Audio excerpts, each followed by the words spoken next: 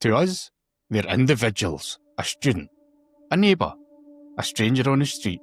But in the mind of a serial killer, they're not a person, they're a symbol. So what makes a serial killer choose one face in a crowd over all the others? The answer is like a dark mirror. It has less to do with the victim's reflection and everything to do with the dark, twisted fantasies of the killer holding it.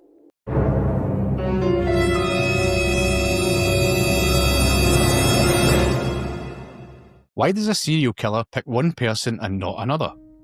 It's one of the most chilling questions in criminal psychology. We tend to think of these as random acts of violence, but the truth is far more deliberate. For the killer, victim selection is a deeply personal process. A script written long before the crime, born from a broken past and all-consuming fantasies. To understand why certain people become targets, we have to step into the mind of the predator, where murder is a form of twisted fulfillment. At the heart of many serial murders is the ideal victim. This isn't a real person, but a fantasy composite, sketched by the killer's desires and deepest wounds.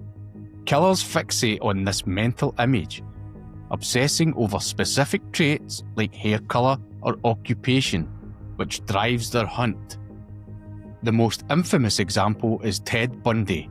Investigators noticed a chilling pattern. His victims were often young, attractive women with long, dark hair parted in the middle. This wasn't a coincidence. The specific look is widely believed to be an echo of a college girlfriend, often known by the pseudonym Stephanie Brooks, who came from a wealthy family and made Bundy feel inadequate. When she ended their relationship, the rejection wounded his fragile ego.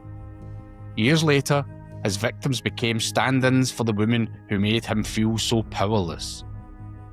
By murdering women who looked like her, Bundy was symbolically destroying the source of his humiliation, over and over again. He wasn't just killing them, he was trying to erase a ghost. This reveals a crucial truth. The victim is often symbolic, and the murder is a ritual to reclaim power. So what drives this obsession? The urge to kill is really about the victim as a person. Instead, it's about satisfying a deep psychological need for absolute control and dominance. This hunger for power often stems from a lifetime of feeling powerless. Research consistently shows a link between serial murder and a history of childhood abuse, physical, sexual, or psychological. One analysis found that a significant majority of killers had been abused, with rates as high as 50% for psychological abuse, 36% for physical abuse, and 26% for sexual abuse. This trauma becomes a breeding ground for violent fantasies, which offer an escape. The FBI's Behavioural Science Unit notes that killers often program themselves through an escalating loop of fantasy and social isolation. Their fantasies become the blueprint for their crimes. For example, a killer who was sexually abused may commit sexualized murders. The crime becomes a gruesome reenactment of their own trauma, but with one critical difference: they are no longer the helpless victim. They are the director, holding absolute power over life and death. This is only possible due to psychopathic traits, like a complete lack of empathy, which allows them to see people not as human beings, but as props to be used and discarded. While psychology creates the victim type, practically determines who is actually chosen, serial killers are predators, and they hunt when it's easiest by exploiting vulnerability.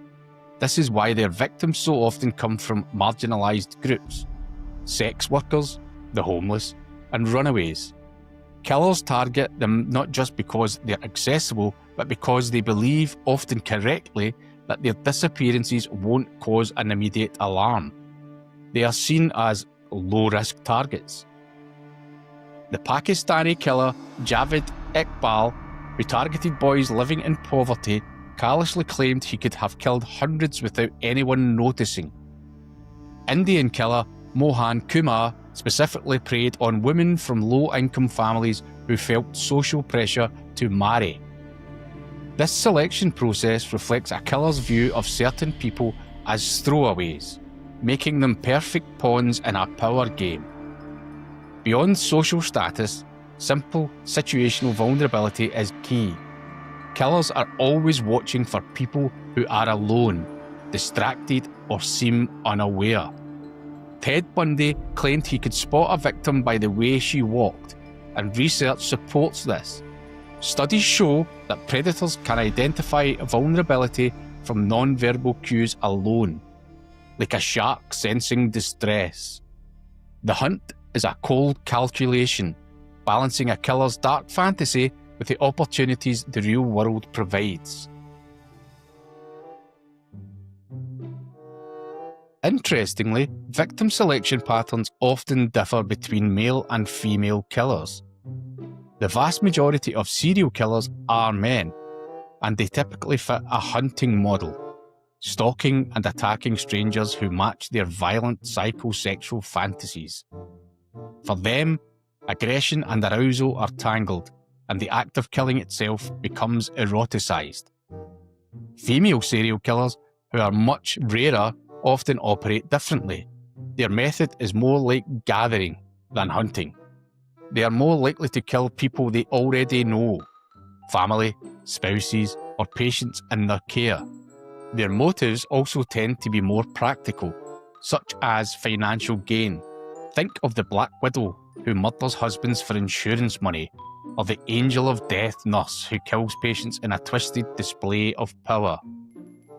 While these are generalizations, the pattern is revealing. For many male killers, the victim is an anonymous symbol. For many female killers, the victim is a specific obstacle to a real-world goal. For many killers, the murder is the climax of an elaborate ritual, which often begins with stalking.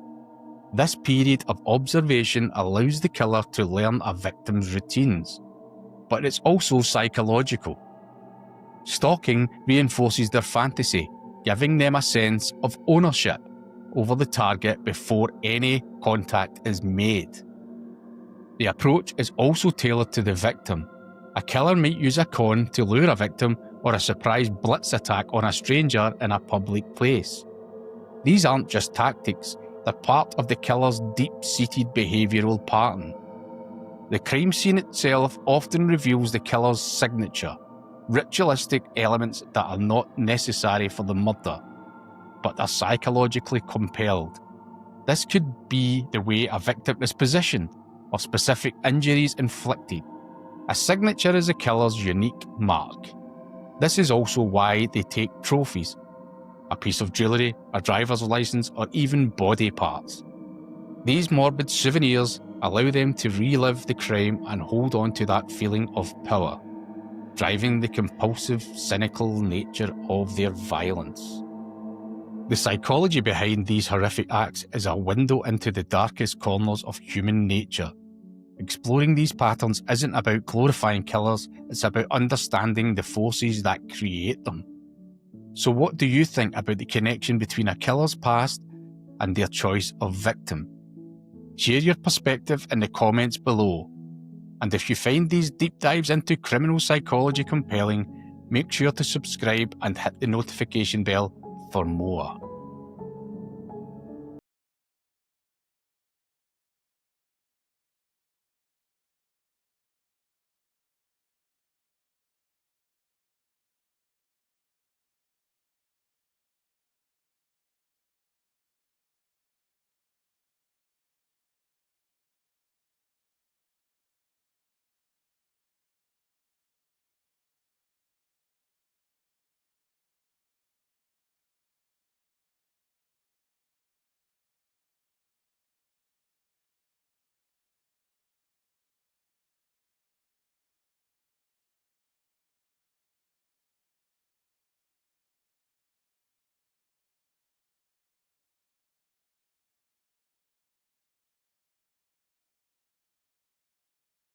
monster.